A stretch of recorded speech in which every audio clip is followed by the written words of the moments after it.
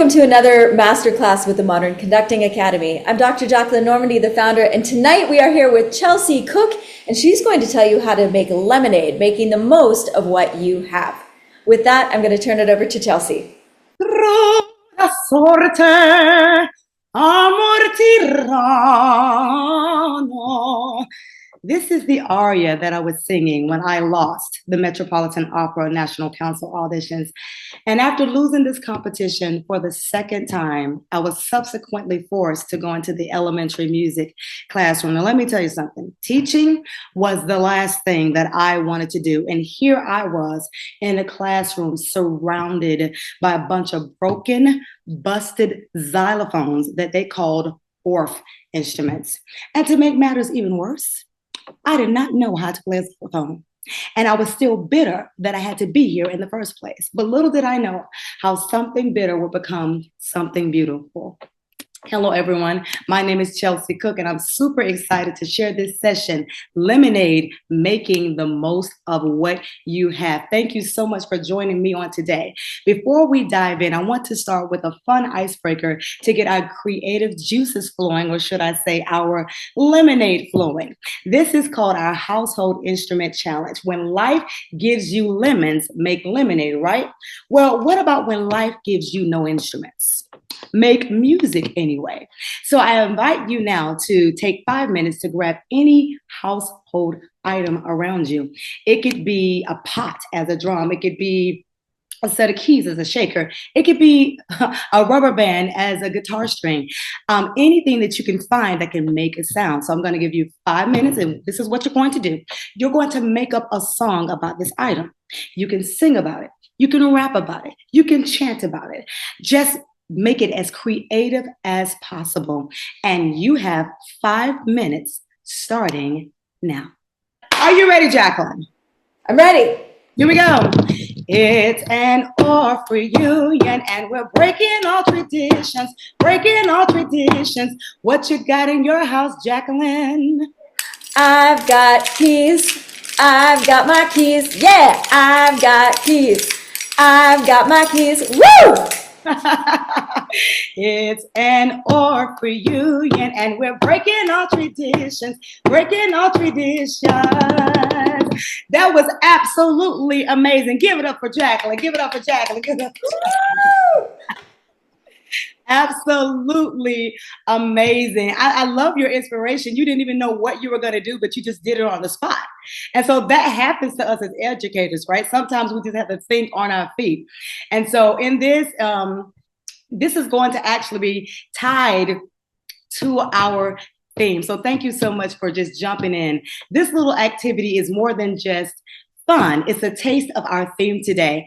We just made music with ordinary objects. We took what we had and created joy.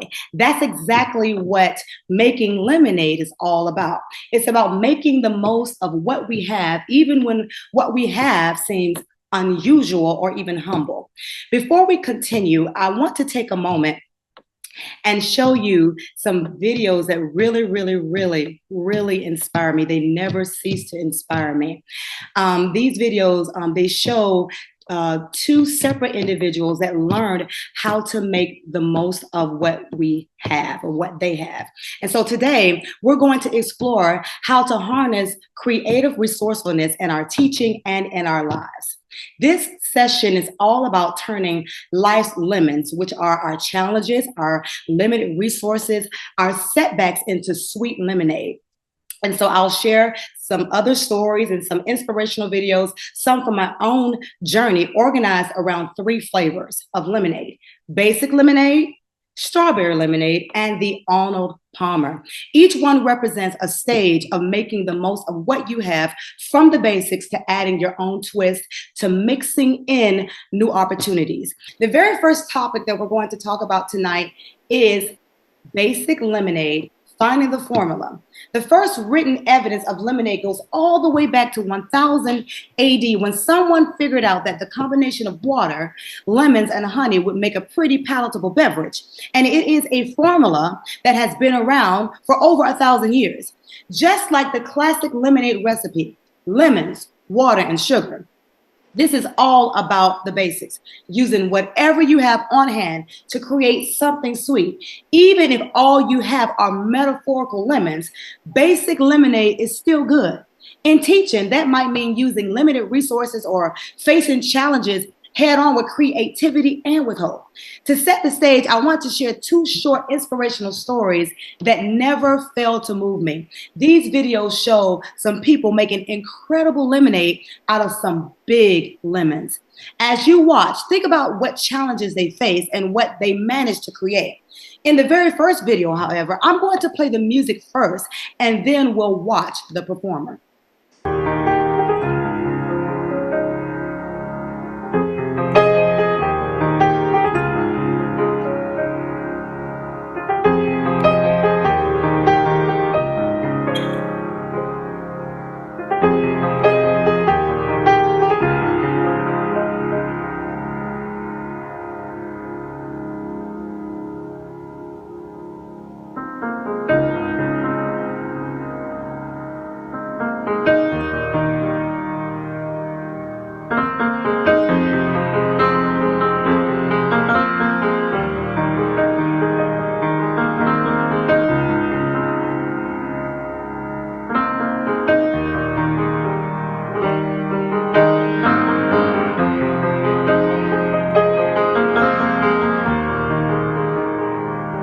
Okay, now what we're going to do, we're going to take a look at the video of this performer.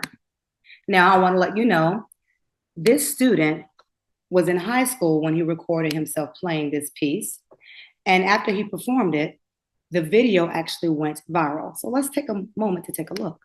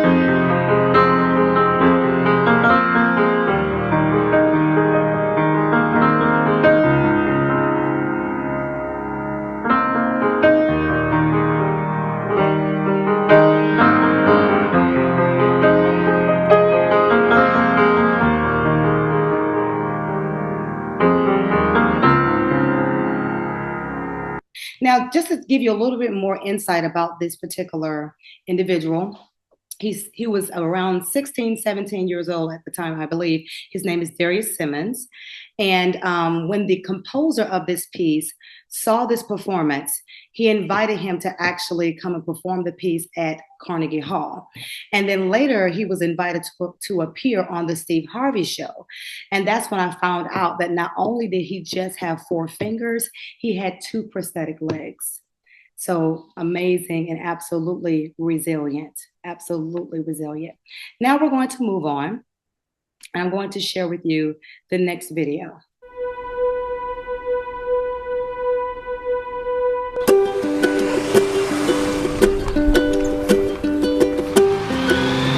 ¿Entienden?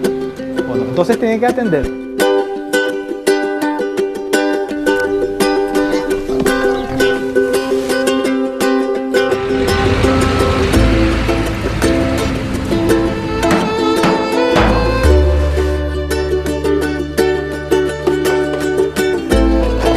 Mi nombre es Víctor, toco el cello.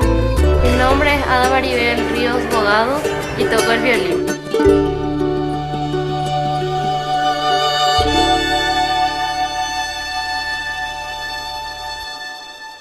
Ahí va.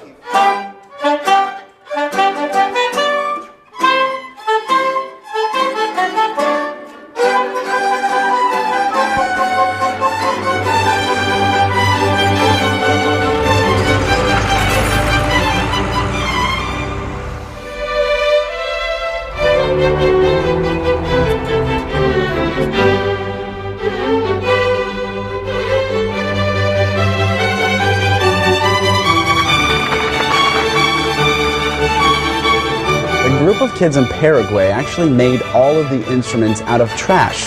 Look at this. That's a fork, people.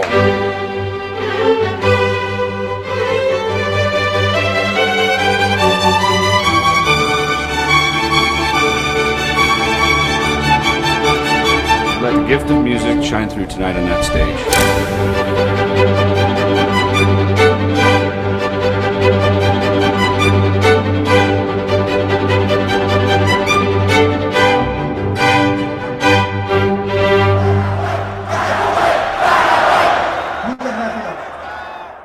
Let's talk about it, Jackie. What did you think? Oh my goodness. I mean, even when they showed the name of it, the landfill harmonic, that it's magical. So I live here in Costa Rica, as I was telling you, and it's a very rural jungle town by the ocean, and everything you use, every jar, every piece of ribbon, every piece of string, you save and you reuse. And many of our cities in the world are not very they're so used to easily accessible items. You know, the nearest stoplight here is an hour and a half away. The nearest Walmart is 2.5 hours away. There is no Amazon. I don't have an address. Like, my bank address is 600 meters west of the gas station. So we forget that you are able to, but we still make music. We still do everything. We are still happy and thriving. We just forget how to do things because everything's handed to us now. And so what I take away from that is that you can do almost anything if you put your mind to it. And you just look around and see what resources you have and just get creative. So I loved it. Absolutely. You pretty much summed up. So what were the similarities between both? Between both of what? Both the pianist and the conductor. What were the similarities? Exactly as you are talking about tonight, making lemonade. You have these fundamental ingredients, and you have something that some would consider too sour or not usable. But with the right alchemy, with the right mixologist, you can make the most beautiful, tasty, sumptuous dessert or meal possible, just using your creativity. Mm-hmm. And were there any differences? Of course, there were some differences, right? Yeah, and here's what I've noticed is that many of us have this preconceived notion of what perfection is now in music. That if it's not perfect, if it's not on a Stradivarius or a Kawai or a Steinway, it's, But I live in the jungle and I've gone through 4 electronic keyboards because we don't have pianos here. There is no such thing as a tuner in this town. And everything is either the dry season filled with dust or the rainy season, it's raining right now, filled with mold. And so, everything disintegrates. So we make the best of what we have. So I use electronic keyboards for my lessons, for ensembles, and we still have a great time. It's the essence of joy that I would love to see our profession come back to. And this is why I love your teaching, because you emanate and exude this philosophy of we don't need all these costumes and the trips and this. As long as the kids have fun on a daily basis, we are winning. That's true. Winning is not always a trophy, right? Or a prize. Yes. And it kind of, and I'm going to get to that in a second because that's key to what you just said. But I'm going to get to that in a minute. But you summed this up beautifully. And one of the things that kind of ran through my head was that one of these stories was about overcoming limitations, and the other one was about amazing creative resourcefulness, as you were saying earlier, about just taking what's right in front of you and just literally making the most of what you have.